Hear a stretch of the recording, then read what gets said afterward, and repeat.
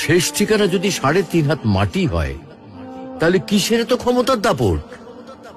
ভোর ৫টায় মৃত্যু, সকাল ৬টায় জানিয়ে দেওয়া হবে মাইকে, ৮টায় শেষ গোসল করানো হবে, ৯টায় তোমাকে নতুন কাপড়ে সাজানো হবে, জোহরের নামাজের পরে তোমার আলিশান বাড়ি থেকে বের করে নিয়ে যাওয়া হবে, ২টায় তোমার জানাজার নামাজ পড়ানো হবে, ২:৩০টায় তোমাকে কবরে নামিয়ে ফেলা হবে।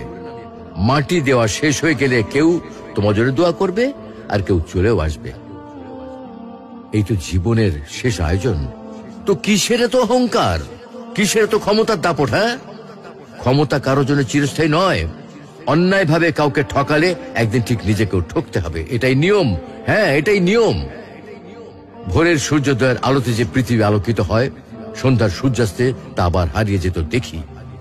অসত্য দিয়ে সত্যকে কখনো ঢেকে রাখা যায় না। প্রকৃতি